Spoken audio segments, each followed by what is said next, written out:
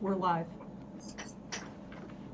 Hello everyone, and welcome to our panel, Grimm Reapers, Finding Your Subject Matter in Folklore. And I have with me today these beautiful and talented artists, Ishaway Friestad, Dianita and Heather Hudson. And each one of us is going to take a few minutes to talk about our work and show a few pieces of work, and then afterwards we're going to have some general questions about how folklore has played into our image making and storytelling. So let's begin with whoever's imagery comes up first. So Rachel Quinlan is our erstwhile technical assistant here, an artist in her own right, and may have a few things to add to the conversation here and there. I can begin a little bit here myself while we're waiting for some imagery to come up.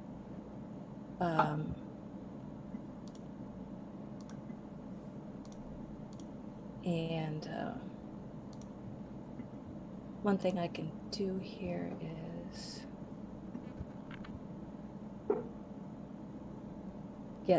you'll see one image behind me right now, and that image is called Frost Dragon.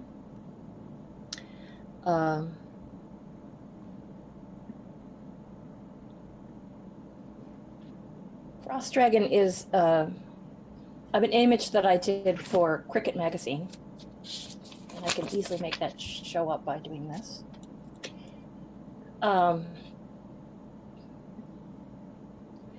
Frost Dragon is a lot of my mythology is personal mythology, and it has to do with the incorporation and synthesis of a whole lot of things that I have seen in my lifetime and read in my lifetime. So this one, Frost Dragon, was done for Cricket magazine a couple of years ago. It based on the kinds of myths that we make and folklore that we make in our mind when we look at the world. And in this case, it was my idea of how we look at frost patterns, those of us who live in frosty climates, and try to make images out of them. And that's something that your mind generally does, of those tricks of the neurological pathways, your visual cortex. In this case, I had to hit a couple of subjects that were in the magazine and the illustrations. One of them was a poem about winter, and the other was a poem about a pet dragon. So I tried to incorporate those two subjects in one image here. Frost Dragon was the cover of Cricket in, I believe, January of 2017, and it went on to get a Chesley Award. So, Rachel, have you had any luck getting up any of the images yet? Oh, yes, your first image is up on the screen. All right. Is that the dragon? The dragon. Oh, good. Okay. That one is much more directly related to folklore. That is called Procession, and it is essentially Procession is based on Slovenian folklore. I had already written a children's manuscript about lace making, and in it, lace making is a Slovenian tradition. So I looked into Slovenian folklore for characters that could enhance the story, and it turns out that there's a character called Belakacha. Belakacha is the white serpent. She is the queen of the serpents, and she ended up figuring prominently in my story. And this particular picture is set in a Slovenian forest, and it has a lot of the creatures of the Slovenian forest in it. It's not specifically a scene from the story, but I wanted to build the world, and a lot, world building is a lot of what we do, whether it's in a single picture or in a manuscript or in a series. But that was my main intention there. So you'll see Belakacha, and that's the white serpent, which is a dragon in the middle, and then a lot of the Slovenian forest creatures carrying her through the forest. So, do we have the next image? Image 2 is up. It's kind of a woman spirit amongst some vines. Yeah, that one is called the Gardener of Souls. And the Gardener of Souls, again, it does fall a little bit between what you might traditionally call mythology and folklore, where there's a little bit of cosmological world building, as well as a personal story, folklore.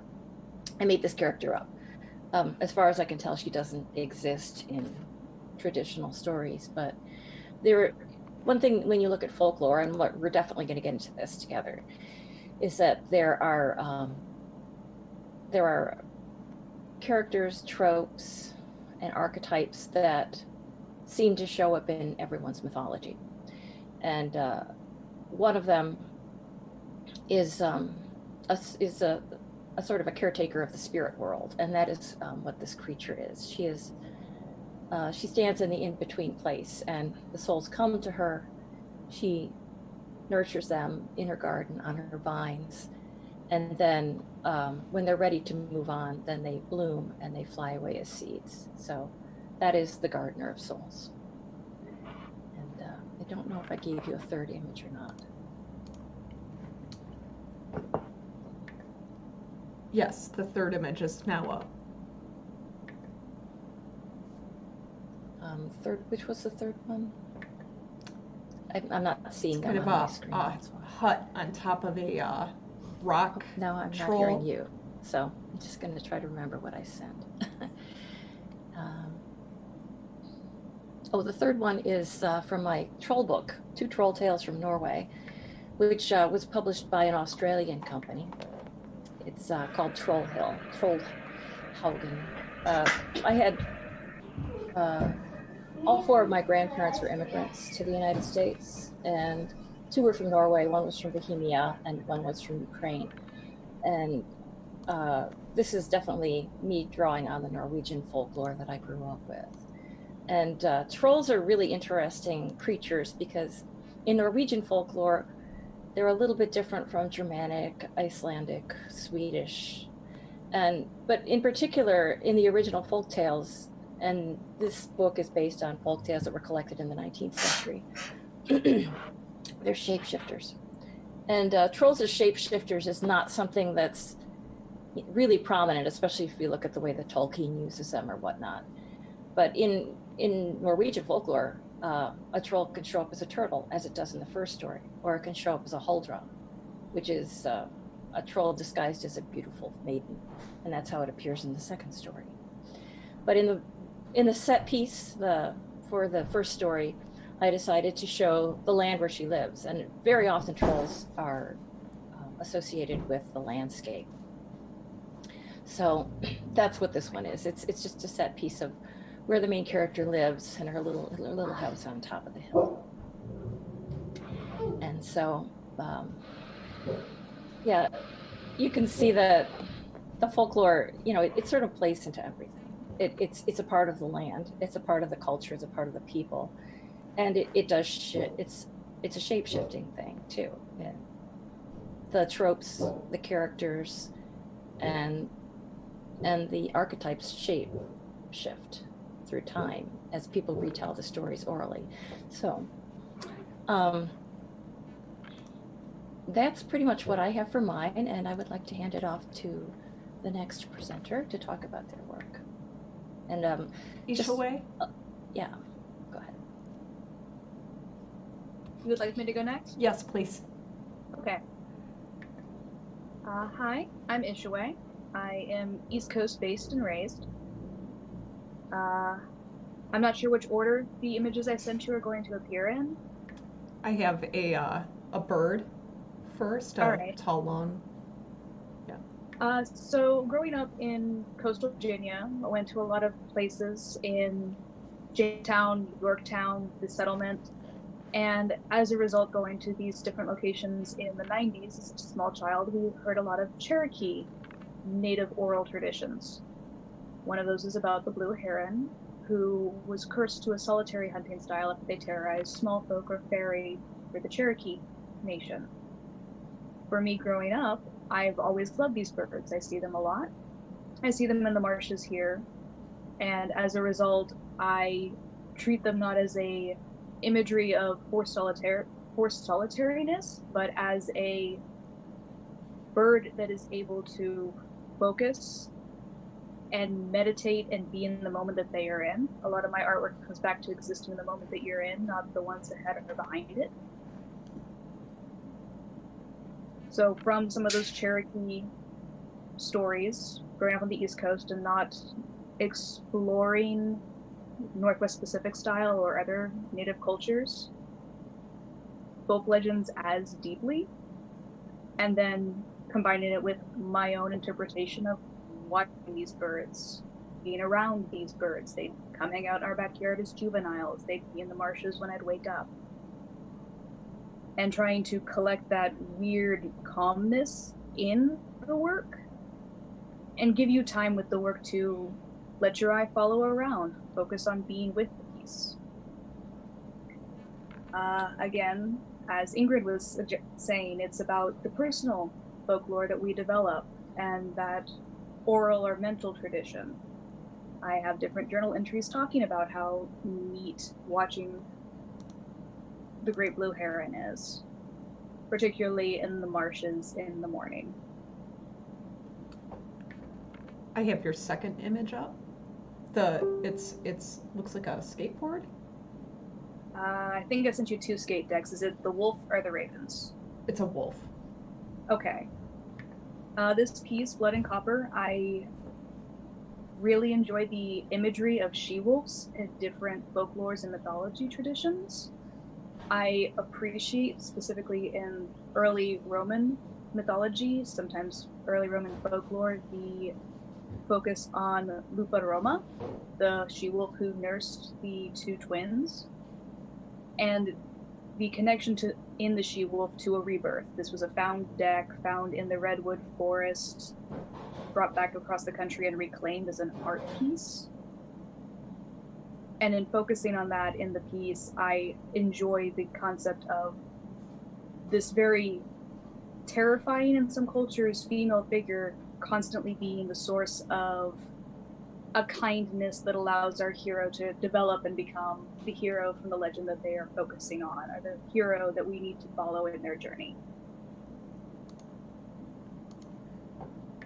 Okay, and I have the third image up.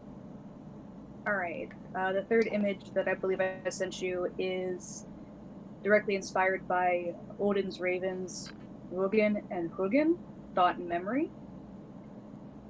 This piece is very loosely based on the poetic Edda, but more on the concepts of the 2 birds' names, and focusing on that in-between moment, which is the moment between thought and memory. Thought is looking to the future, memory is looking to the past, and how to exist in that space between them where they blur. Just like the heron, focusing on that in-between presence of being where you are as you are. A lot of this piece had the general parts planned out, and then fluid stream of consciousness for the rest of it. And looking at Odin as not necessarily the mythological figure from the poetic Edda, but as maybe a older figure who maybe became something from folklore to God, which there are different translations and snapshots of documentations around the Norse mythology to facilitate that this might be how some of these figures became the figures of myth versus the figures from the hill up the road.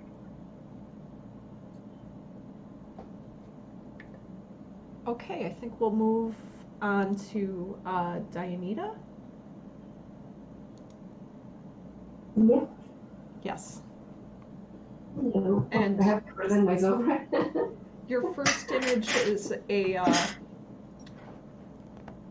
your first image is a woman wearing a hat surrounded by lilies, I think. The lady with the flowers? Yes.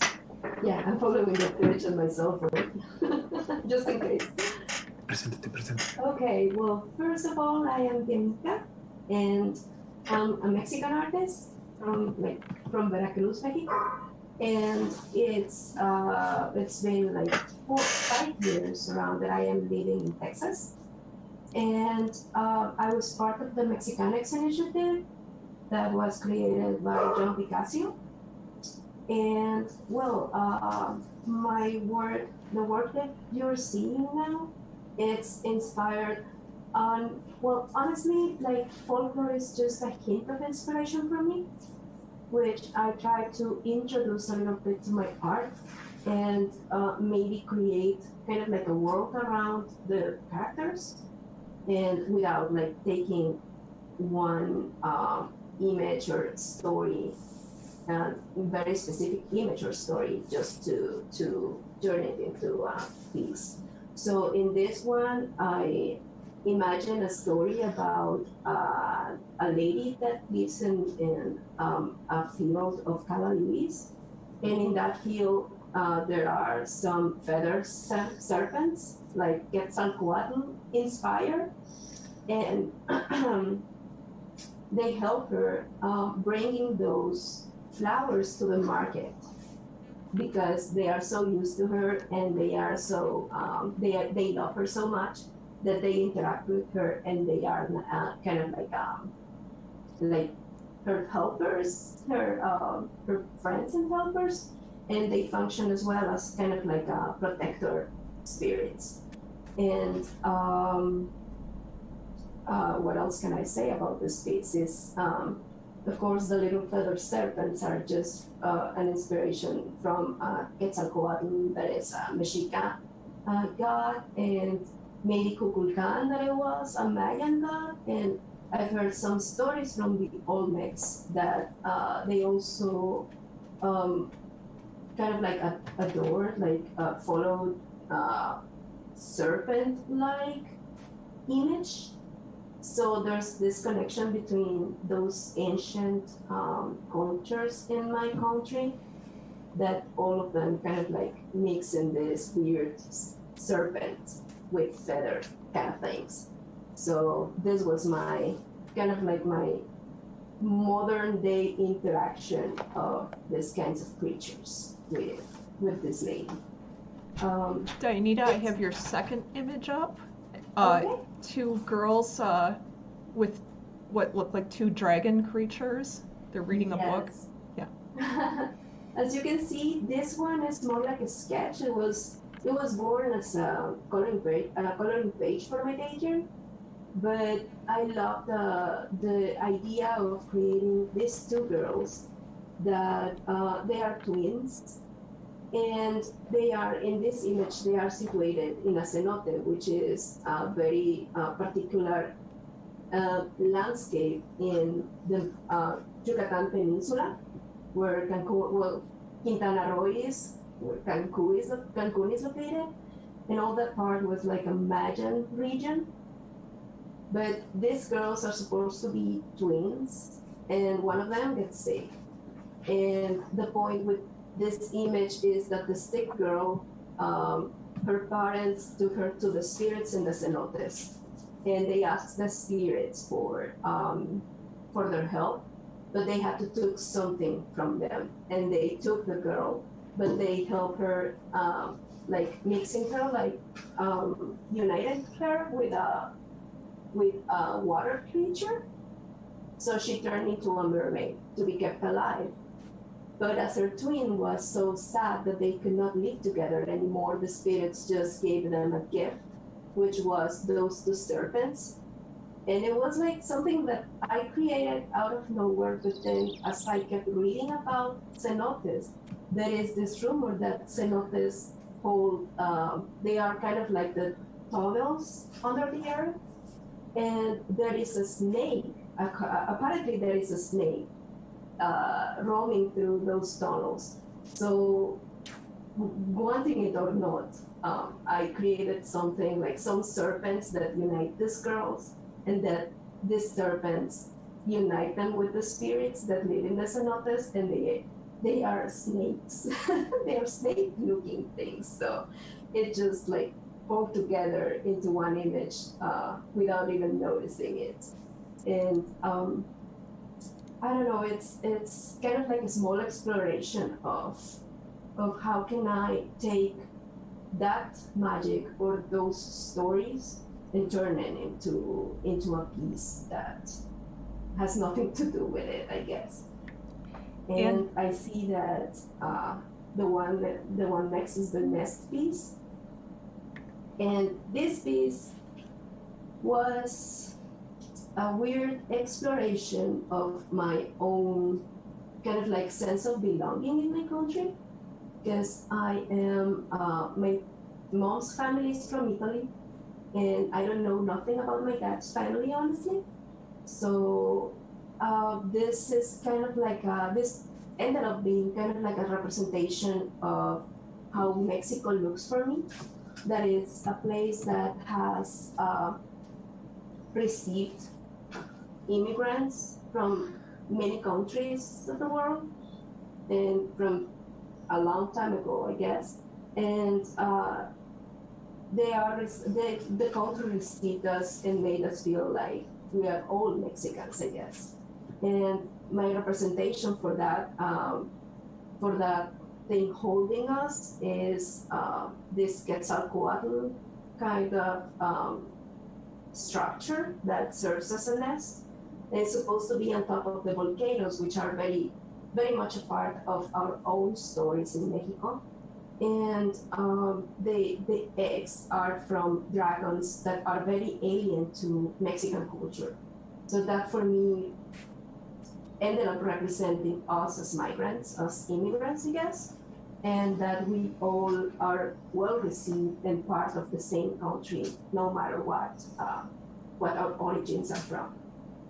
And yes, I think as you can see, I don't use folklore as is, but I take some elements of it, just trying to put them together into a world that we can all be part of, I guess. Thank you. I think we're going to move on to Heather Hudson. Heather, let me unmute you. Okay. Okay. Shall I go? Yes. Yes. Hi, I'm Heather Hudson. My main site is artofheatherhudson.com. And from there, you can find links to my Patreon, my Twitter and Instagram, and my current shop. And you can also sign up for my newsletter if you'd like to hear more about upcoming projects. Honestly, it comes out occasionally. Back in the 90s, I started working as an artist for tabletop RPGs and CCGs, the best known of which was Magic the Gathering. I did about nearly 200 cards for Magic, but that was a long time ago. So then I've illustrated poker decks, and I've contributed to tarot decks. I've created 4 sets of Lovecraftian Christmas cards with my husband, funded on Kickstarter. I've illustrated book jackets, and I've created personal work that just makes me happy. I went digital because it seemed like the sensible thing to do, and then I came back to traditional brush and paint. Anyway, I like art that tells stories, and I like drawing mostly aimable monsters. And that's who I am. Do we want to look at some artwork now? Tell me what we've got up. You have, I believe it's a Krampus. Oh, the Krampus. Yes, that was my first sketch that grew into the Krampus Christmas card project, which is very, very Northern European folklore inspired. It's pretty much Krampus. I call that one the satirical Krampus because I'm not quite sure if he's a satire a satyr who's pretending to be a Krampus, or a Krampus that would like to be a satyr. But he seems awfully friendly, although he does have the tongue. So you take your chances talking to him, I expect.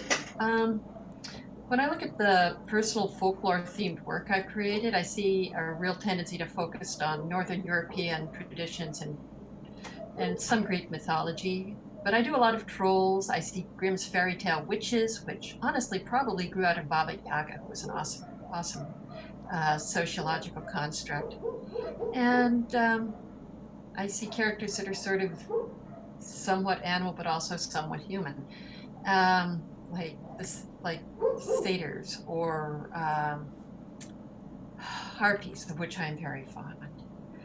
These are figures from folklore that I find satisfying on a personal level. They're folkloric tropes that match up with stories I want to tell and ideas in my own head that I want to explore. So there's this echo effect between folklore and an artist's personal story, and I think that's just a normal part of using the folklore at all. We have an elf pouring the liquid water. between. Yeah. Yeah. Yeah, that is the Temperance card for an imaginary tarot deck that I started as a personal project and abandoned because, as I said, it was just theoretical. And now I might actually be creating something like it. But yeah, that card is drawing very heavily from the art of a turn-of-the-century folklore artist named, I believe, John Barr, who was illustrating a lot of the folklore of, I believe, Sweden. So in my head, that is a troll who is also a witch, vaguely inspired by similar characters that I've seen in Barr's work. Is it legit? Would it pass the smell test for someone who is firmly embedded in troll folklore and Swedish folklore? I do not know. But that's my take on a character from Northern European folklore that sort of morphed into a personal project of my own, the Temperance card. And we have the last image. The Old Witch? Yes. Flaming Head? Yep. Yeah, that actually grew out of a old art order challenge to work with a little-known Grimm's fairy tale. And that particular fairy tale, I've never seen it anywhere else, but it describes the antagonist is a creature with a flaming head who is apparently capable of being mistaken for an old lady, but if you have the right eyes, you see it's a creature with a burning head. And she has become, well, since I met her in that fairy tale, I've wound up using that image of the burning head, the old woman with the head engulfed in flames, who is, and then she's not like burning to death. That's just how she rolls. And I've used that to symbolize in my personal stories people, particularly old women, who have a secret knowledge, a secret insight, or an understanding of the world, and mostly an understanding of the world that can't really be passed on because it doesn't make sense for someone who hasn't lived their life and gone through the time and dealt with the things they've dealt with. So a metaphor for growing old in general. Thank you.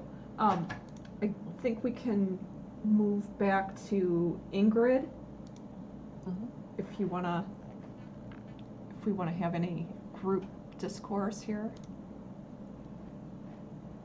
All right. Can you hear me? All right. Well, the first question that I had prepared for our panel was, what connections do you make between your own experiences and the tropes and archetypes in folk tales? But I think everyone answered that in their descriptions of their work, and I'm very pleased with that. So the next question that I have, that we sort of talked a little bit about before we got on, is, do you have a very unusual folkloric influence that you would like to share? So does anyone want to start off? I can make a suggestion, which I have not used it in my own work, and I would treat it cautiously because it's not from my culture, and I don't really understand the ramifications of these figures and these symbols.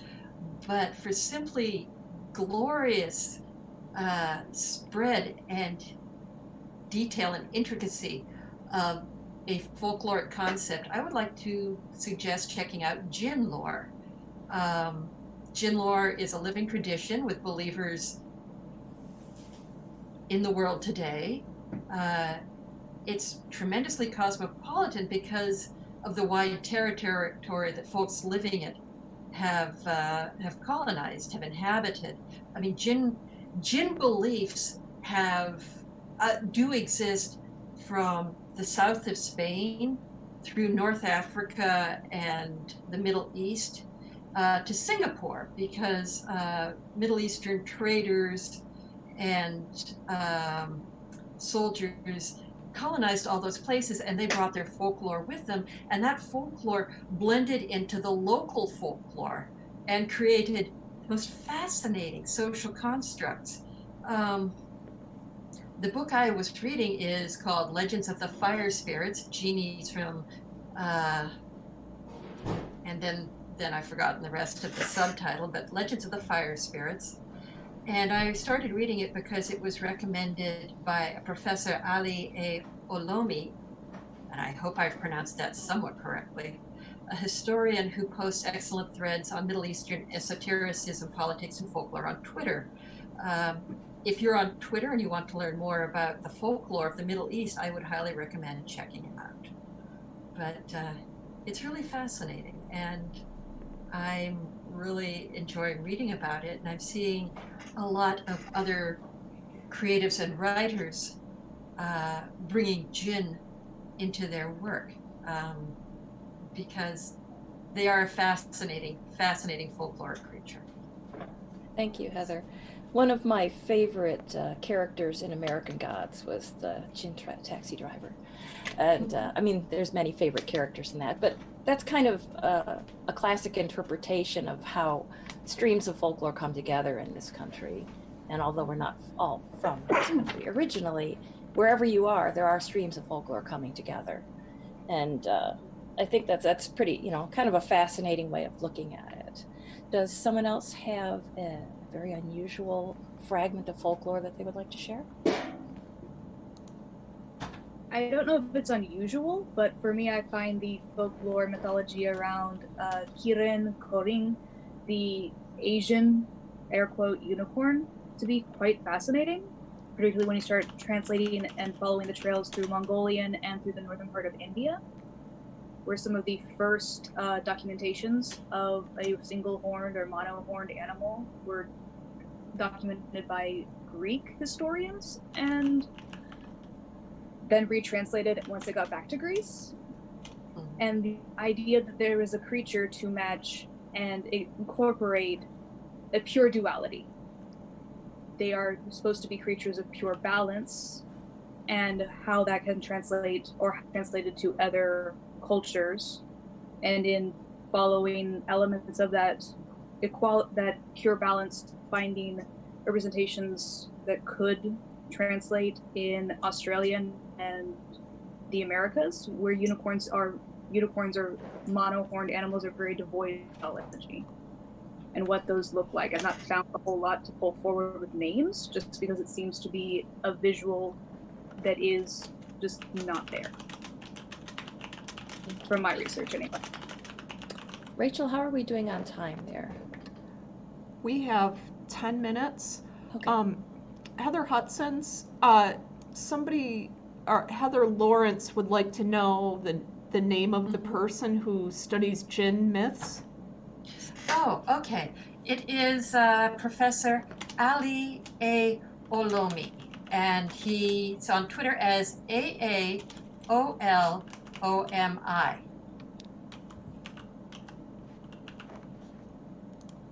Let me know if I need to repeat that in case I spoke it too quickly. AAOLOMI? AAOLOMI, correct. And that's and of course @ for the Twitter. Yeah. And okay. And he does some most glorious threads on all kinds of things involving Middle Eastern history and folklore, and it's just really cool because for some reason my education sucked in the whole cradle of civilization department. So I'm delighted to blunder into people who are sharing information on social media. Great. Thank you. Okay. Dianita, did you have something to add to that? Yes. Well, I think that my unusual inspiration has been something I discovered kind of like 2 weeks ago. There was first the connection of the southern states of Mexico with Nahuales, that was kind of like our shapeshifter myths, and discovering that and the amazing connection to nature that we have. It's really impressive for me. It's very kind of like I tell you, it's kind of like alien because I lived in the city, so I didn't grow up with those stories. But it's nice that we have so diversity in our own tales, I guess, because our tales in the south are very different to the northern ones or the central Mexico ones. So it's very nice to be discovering that. And from the Mexica side, the Aztecs and all that, there was this snake woman, kind of like a goddess. And it's as I think I was telling you one of the previous tests that we had, that it's impressive that I was looking for this Medusa like creatures because with all the feminist happenings going on in the world and movements, the image of Medusa has been kind of like rising as a feminist imagery, and finding that there were goddesses that actually had something to do with snakes, like snake women, snake goddesses, kind of like a Cihuacoatl, that I found her name, that she was a representation of women passing when they were after childbirth. So all these aspects of the same goddess that was Coatlicue, that was, I think, one consort of a big god. I can't remember the name because I'm very nervous. But finding all these kinds of details and characters in my own country, it's being so magical and so inspiring. And it's very unusual because we are not used to see them anymore. Like reality is heavier than myth and folklore. So we don't turn our heads to look at that. So that's why for me it's very weird and unusual having to find, like, discovering that I'm finding something so very amazing on my own culture. It's just, I don't have any words for it, I guess. Thank you. One thing that I've noticed is that a lot of what we engage with has to do with the little stories that we can find. And this was not really something that was available to people in traditional folklore, where they were telling things and listening to them. And I think that is probably a difference that we all encounter now, is that at your fingertips are there stories of people from all times and places, as whatever's been protected and recorded. And that's a very precious thing, and I think that we should honor it. In terms of my work, the dragon Balakacha was just a single paragraph of folklore that I could find. And what happened was this image of that kind of dragon had appeared to me, and I'd redrawn it several times, and people kept asking me what the story was, so I wrote the story. And then I went and looked for folklore that would tie all of the elements of my story together with handcraft and the creative process and all that. So that's where that's how all of us can use folklore to the advantage of building our worlds, building our characters, building the things that mean a lot to us. So I think we're coming close to the end of our program, and I would like everyone to have a chance to go through systematically and talk about where people can find their work and enjoy it. So starting from the beginning with Ishaway? Hi, you can Google me, Ishaway. The only thing that comes up, or go to ishaway.com for direct information. I am on Twitter, I am on Instagram, I am exploring the magical strange world of TikTok. I do have a very good YouTube.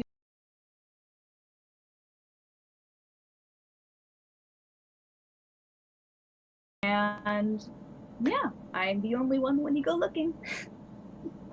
Thank you. And that's a nice thing. Yes, it's a very, very nice thing. It is. Do we all have unique names? No. No. Not quite. Yeah. I'm the only person that I know who has my name. So you will find whatever I have under my name, except for my YouTube channel, which is under Primary Feathers. But everything else will be under my name. Patreon, Redbubble, my website, even Twitter and Twitch and well, not Twitter, but Twitch and or Twitter and Instagram are all under some variation on my name, so you'll be able to find those. So, Heather, where can we find you? I have the most common name in Canada, as far as I can tell. So I call my website artofheatherhudson.com. And from artofheatherhudson.com, you can find links to my Patreon, my Twitter and Instagram accounts, and also my current shop. I have a variety of social media names, of which the only two that come to mind are Studio Wonder Cabinet, which is sort of my alternate business name, and Candle Monkey H, which is just based on my logo and makes no sense to anyone whatsoever. But if you go with artofheatherhudson.com, it's a good basic site. It introduces my work, and it has links to pretty much everything else hidden around the site. And now that I've realized I need one, I will also make a link so people can contact me directly there. Thank you, Heather. And I think we have time for Dianita. Yeah, I hope so. And Rachel, too, if you have the chance at the end. So, okay, really quick, my work, you can find it Dianita, on... I'm having trouble hearing you. Oh, sorry. Is it okay now? It's better. Just Okay. speak up. Yeah. Okay. Well, my website is artbydianita.com, and if you can, I cannot spell it yet. And my Patreon, you can find it as artbydianita as well. And on Twitter and Instagram, I am Dianita_art. And well, in Facebook is also like Art by Dianita. No, Dianita Art, I'm sorry. But yeah, it's very hard to write sometimes. And My work is just under, you can find everything under rachelquinlan.com. All of my social media links from there, so. So, do we have any other questions or concerns going on here on the feed? If anyone has tuned in to us and doesn't know about Changeling Con, Yes. this panel is part of Changeling Con. It's an online free convention, and it's on Facebook. And you will look up the Fairy Ring group, spelled Fairy Ring. spelled F-A-E-R-Y, and join us. We have a full programming schedule and an auction and an artist alley. And next up, we have another panel called Finding Magic in Everyday Life, hosted by Amanda Makepeace, and I put her Twitch channel in the chat. So if you enjoyed our panel, thank you very much, and go watch Amanda's panel. So, thank you so much. thank Thanks, you. everybody. Yes. Thanks for Thank being a part you. of this. Bye-bye. Thank you. Yay. Bye.